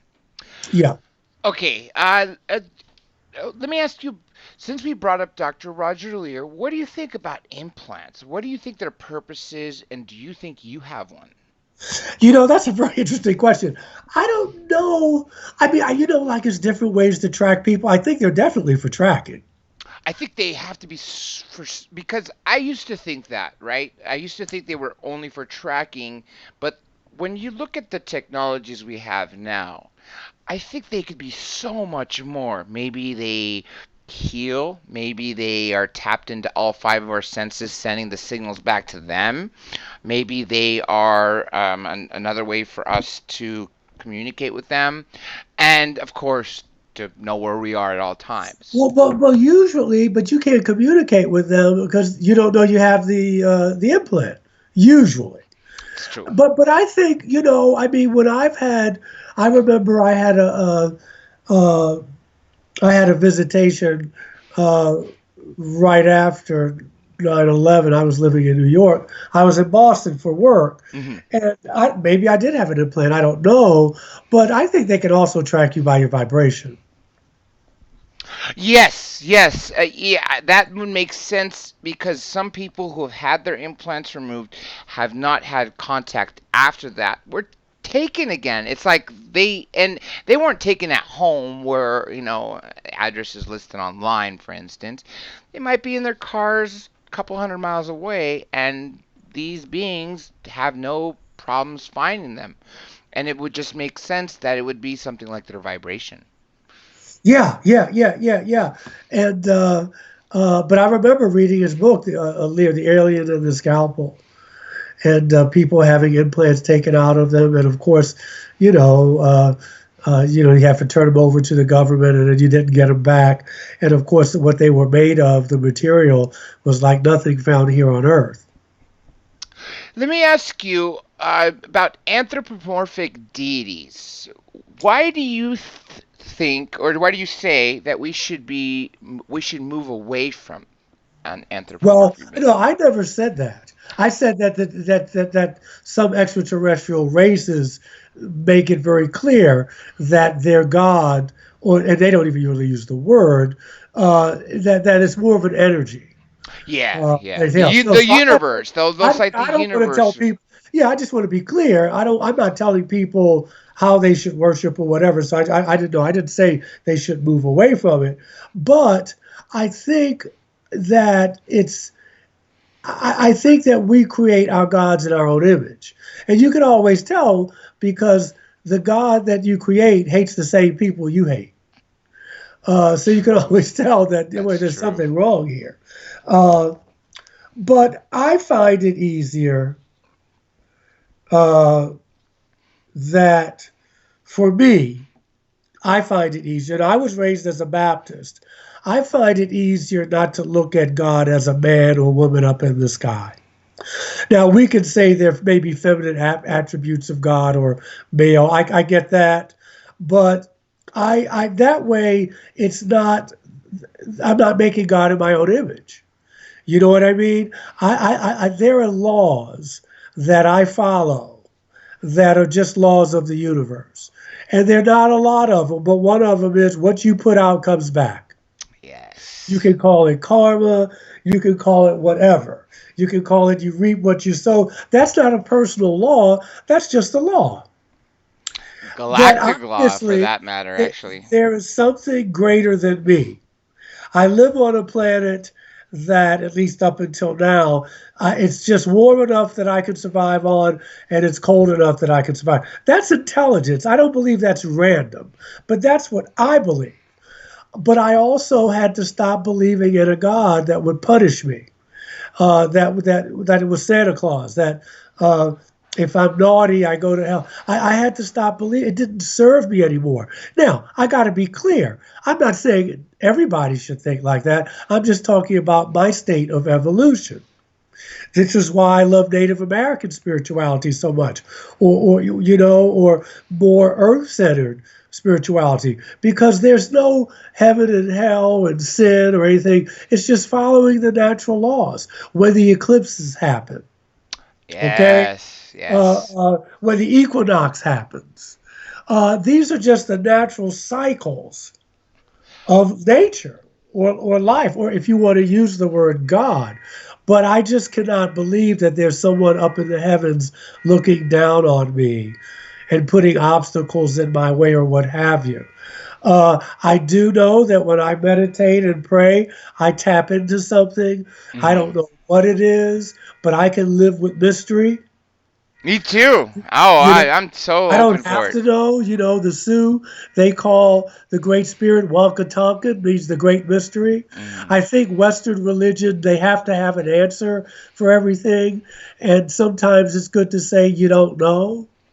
That's the intelligent way. If you know everything, I'm not gonna give you full credit. But if you're man enough to say I don't know, it not only are you believable, any human who says they know the every answer to everything, well, they're not going to score as many books as someone who will say I don't know when they don't know to then answer that question. Yeah, and it's scary for people to say that they don't know. But I remember the therapist John Bradshaw said that when we mature, we have to go from the illusion of certainty to the certainty of illusion. Things are not always the way they look to us. And we see things as they are, not I mean we see things as we are, not as the way they are. And so when you have a God who hates a group of people, that's your concept of God. Yes, When yes. God only likes the same people you like, then you have to go back and say, well, wait a minute, is this God or is this me projecting what I want this God to be? But having said all that, Dr. J, I will say this, uh, that I'm not, this works for me.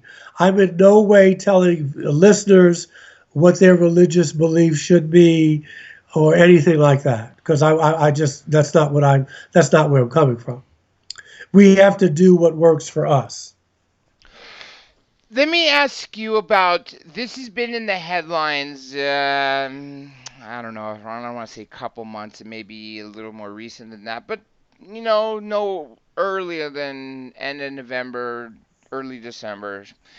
Google claims that they have reached quantum supremacy. What do you think the implications for something like this are? I don't even know what that means. Well, I do know that the capabilities of it. For instance, they took a math problem that the world's most powerful supercomputer would take 10,000 years to solve, and this quantum computer solved it in 200 seconds. This is what I think, and I'm biased. I think that's impressive. Maybe that's not a strong enough word. But so what? We're going to kill each other. Thank I, you. That's what I was getting at. Are we as I going to said, blow yeah, ourselves up? as I said earlier, I'm looking for wisdom, not information.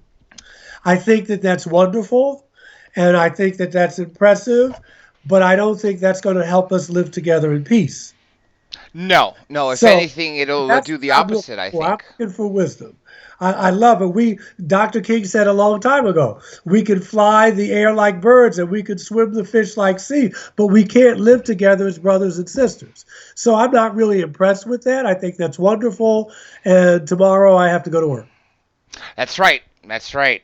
And we have to eat later on, right? Yeah, We have to yeah, find, yeah. I mean, I'm not trying to be funny. I think it's that's true. lovely and It's it's all true. wonderful. And so what? Now, okay, now you've got that. So now what? Now, in general, either if you want to use the quantum supremacy or not, just in general, based on what we mentioned earlier, the fact that if we don't know our history, we're doomed to repeat it. What do you see? What do you see, in your opinion, will happen to humanity in, say, 1,000 years from now or 200 years from now? I don't know if we'll be here. Yeah, that's what I was getting at. I So honestly I live with fear. hope every day. I have a 14-year-old, but I think that we could very well destroy ourselves. It could go either way. Yeah, yeah, and we almost did destroy ourselves a couple times with the nuclear weapons. Right. So, you live each day to its fullest. You hug your loved ones a little tighter. You get what you can out of the moment. And that's all we could do. That's all we could do. Again, because if you're looking at the past, if you're living in the past, you can't change it. It's gone. The future hasn't happened yet, so all we have is right now. What message do you have for any atheist? It's okay to be an atheist. It's all right. You There's nothing know, wrong. as for Reverend, you are so down to earth and so open. I have to hand it to you. I really do. A lot of people don't have the patience or the open mindedness that you do, and you do. And I would imagine that every parishioner at your place of worship really reveres you, really does. In one of my books, I wrote something about atheism in my book, A New World, if you could take it. Listen, I know atheists who are deeply spiritual. Now, they may not like the word. They may say, Michael, no, I'm not. And I know religious people who are just as hateful as you know what. Yes. So, because you're a religious person or a spiritual person doesn't necessarily make you a good person. And because you're an atheist doesn't make you a bad person. I will say this about atheism. Most of the atheists that I know, maybe some of them are really agnostic. It's not so much that they don't believe in a God. They're willing to say, I don't know. Now, there are some atheists who are like, no. They're rabid. No, there's no God. It's delusional. That. But I know a lot of people, especially agnostics, they say, Michael, I don't know if there's a God. But I can't believe in the God that everybody else believes in. A Yes. God that will drown people or babies and punish you and call you home. They say, I can't believe in that. You know what I have to say with that is shit happens. I'm sorry, folks. It just does. It does. You It know? does. We saw it with Kobe. It was Yes. unfortunate. Anything can Yes. happen to anybody at any time. It's called life. And Yes. now some people will say God called him home. Okay, maybe there was an easier way to call him home instead of a copter crash with his daughter. But that's not for me to judge. But like I said, people have to have the belief system that they have to get them through. My mom told me when I was young, don't burst people's bubbles unless you got something better to replace it with. And so that's what I would leave people with. But also to remind people, because I know our time is up, that if they want to get my books, they're on Amazon. Uh, you can go to Well, Amazon and get them. let's mention all four titles real quick. A New World, if you could take it, Extraterrestrials. I'm sorry, Alien Scriptures, Extraterrestrials in the Holy Bible. God Consciousness, a 30-day journey to achieve God-centered thinking. The Metaphysics of Spiritual Healing and the Power of Affirmative Prayer. And A New World, if you can take it. God, Extraterrestrials, and the Evolution of Consciousness. And I have a chapter in a book for the Edgar Mitchell Foundation called Beyond UFOs. I wrote a 30-page chapter on the spirituality of people who have had contact. And also for everyone to watch out for that Ancient Aliens episode you're Yeah, just coming keep on. an eye out for it. It will be on in March or April. If I will call LA or email the producers tomorrow, maybe they have a date. But they just told me that it will air in March. March or April. One of them, because I shot several episodes, but the one that we were talking about is called, I think it's called Forbidden Texts, about texts that were taken out of the Bible. And fortunately for me, at least, I've been having Ancient Aliens on my DVR recording for at least 11 years, if not longer than Yeah, that. so they're showing repeats now. A friend of mine just said she saw When me. the season comes, yeah, it'll probably come, come March after March 21st. Yes. Yeah, makes sense. Michael, hang by for a moment so I could thank you off here. Is there anything else you want to tell people? No, just to keep the faith. I know it, whatever faith that is. That things look a little crazy right now, but a new world is coming. We're supposed to be going into the age of Aquarius now. You can see that there are changes all over the world politically. People who were oppressed are rising up. We're talking about new ways to, new ways to use the economy to help others. All these changes are happening for a reason, and so the old way is dying. Now, the old way is not going to give up easily, but a new world is being born. Keep your heart open. Don't be afraid. Don't be afraid. And keep the faith. And hopefully, I want to thank everybody for tuning in. And hopefully, we'll talk to you next time. Oh, we absolutely will. And everyone out there, please check out his books and his chapter in Edgar Mitchell's book. Make sure you keep an eye for when the new season premieres for Ancient Aliens so you could see the episode that was based on. He appeared in it. He came to LA and filmed it, and also based on his research in his books and what he has to say and his experience as a reverend. I think that has a lot uh, that I think if I was a reverend, if I was a priest, that would definitely have a tone in my writings in whatever, because you're coming from a place of love and non-discrimination, different things like that. And I think it's really cool to have someone who's a contactee. Notice, folks, how he didn't say abductee, but he said contactee. Why? Because he looks at the positive, and I urge you all to look at things from a positive note. Now, you're all seeing all my social media. Don't use my Twitter. I am banned until I make a new account, which sucks because I lost about 35,000 plus real followers. No bots, no BS like that. And apparently, you can't have any political dissidents. So, lesson learned, but once I create a new one, which is going to really screw me because I've been very careful and I've been lucky to have everything be the same name, so might be the only thing differently, but keep an eye on that, folks. I am planning on doing something Thursday. Let's just hope I don't have any issues and end up in the ER again, knock on wood. But aside from that, you all should know that this was such a fascinating conversation that, from at least on my end, it flew. I mean, really flew. And I want to thank you all for your participation and questions, because if you guys and gals out there didn't participate the way you are, and if you notice, I mentioned earlier that your questions go first. I will take a seat back for them, because that to me is more exciting than me asking the questions. I like to know that also shows that you guys have a great interest. Also, let me thank Justin T if you're out there. Again, thank you so much for your super chat and your great message. With that being said, folks, this is Dr. J along with the Reverend Michael J.S. Carter, and we are officially signing off.